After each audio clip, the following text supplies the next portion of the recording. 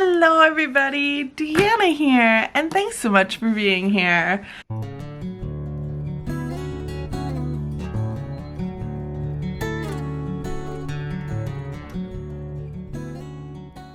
So today's video is going to be another book review, and this book review is going to be for the final book in the trilogy, which is Island of Glass by Nora Roberts. So this is the Guardians trilogy, and this is the final epic conclusion in the trilogy, in our journey.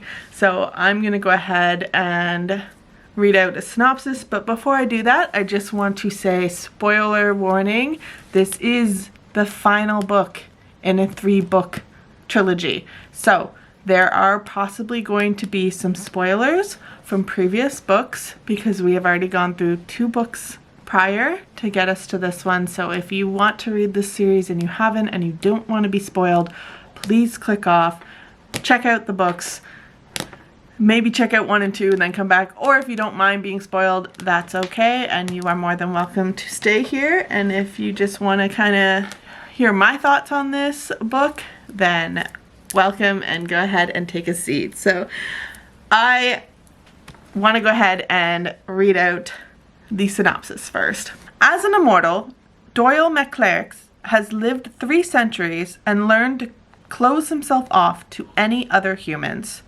That is, until he has to team up with the other 5 guardians in order to find the stars. And one of those guardians is Riley Quinn. Riley is bold, strong, smart-mouthed, and a brilliant archaeologist. Is Doyle just another fascinating artifact for Riley to discover, or is their connection something deeper? Also, will her wolfy instincts get in the way of their future, or is it Doyle's self-preservation and determination to remain alone forever that will keep them apart and ultimately lose the stars and possibly their lives in the process? Is Doyle able to open his heart and save their futures? I gotta tell you, this was it. This was all of the moment was leading up to this book. So we've got this giant battle that was been going on. We've got this fight of good versus evil. We found 2 of the stars. 2 of the stars are safe by the time we get to the Island of Glass. But now we still have 1 final star to get. And then not only do they have to get the stars, then they have to take those stars to the Island of Glass and make sure they get there safely. Plus they have to fight and destroy the evil one, Neriza. They are all coming to this moment of trying to fight Neriza. They have to destroy her for the stars to finally be safe. And Neriza's got her own evil baddies, like her baddie Malman, that has become something that is beyond human. So we definitely have some high stakes going on. Plus, Doyle has been alive for over 300 years, and he has lived on his own and has been cursed to live forever after the passing of his brother. And so this book is very much him having to go back and face that past and face those things that happened in regards to his curse. So something he has been running from for 300 years. Plus we've got Riley, who, like I mentioned, is just such a bold and strong character. And of course she is going to be the one that is paired with this bold and strong character of Doyle. So we've got these 2 very hot-headed kind of big energy people who are ones that are very much people that are very set and stubborn in their ways, and they are very much bashing together, the 2 of them. So it's that ultimate ending of, will these 2 finally be able to admit their feelings for each other, and also will Doyle be able to face his past and save the whole world, essentially, and especially with the help of his friends, will he finally be able to 100% rely on these 5 other people that have been on this journey with him? So it's definitely a lot going on, and it's all of this coming together for this final ending. So It was a lot of fun, and honestly, I just want to say that I was very sad to say goodbye to these characters. I absolutely loved each one of these characters. I loved the bond that they created. I loved all of what was kind of going on in this series, and it was really sad to kind of have to say goodbye to all of them because I'd just grown so attached to them all. So it's definitely, Nora does a great job, I find, in writing characters, because she just makes them people that you want to know, you want to hang out with, you want to be part of that group as well. So she just does a great job of it, and she does a great job at really showing that romance and those character relationships.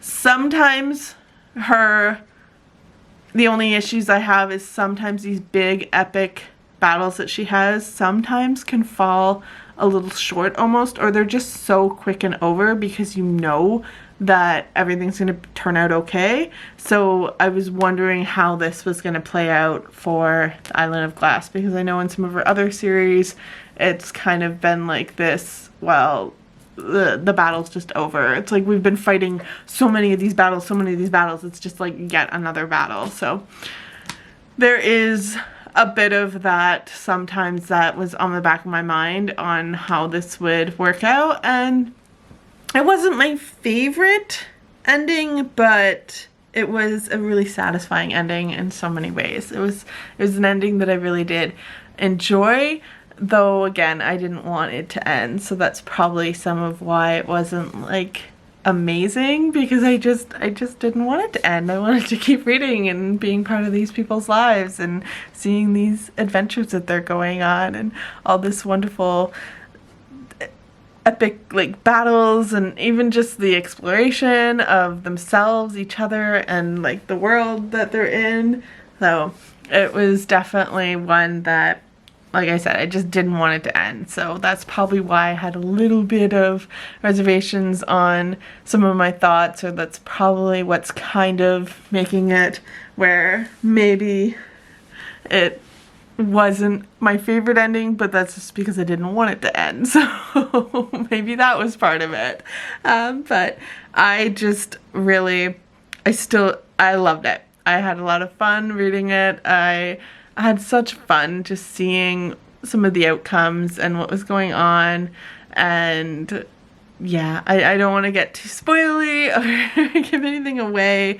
It's hard not to when Nora's formula is very much like, it's similar. It's a Nora Roberts formula in her love stories. Like it's been, if you've read any of Nora Roberts, then you kind of know a bit of what to expect. She's got that great formula where they get together, or they find like they're kind of like Hallmarky, and like they meet each other or they connect in some way, and then you know that they're gonna have some issues, they're gonna get together, maybe like it's gonna be like, oh, you know, we don't have feelings for each other, but then of course they always do because it's a romance, and with romance we have love, and then it's this will they or won't they a bit, and can they finally give in to be happy together and be in love together. So that was very much this book, and I enjoyed it. I think also I do want to point out these copies that my mother-in-law loaned me. Oh, they are something beautiful on the inside. Each one, like if we go back to the size, this one has like a beautiful, beautiful inside, and then the first one too has like beautiful inside. Like they're all so pretty. Like I love them so much. And then they've got like I think it's like decaled edges or something. I just think it just fits so much with this book. I just love it. I don't know if this is how all of them, I mean, this also says it's never been published, so I don't know. I don't know. They are fun though. I enjoyed them so much. This is definitely one of my most favorite ones that I have read. So this is all of them. Here's the whole series, and I think honestly it is a fantastic series. It has been one of my favorite Nora Roberts series that I have read.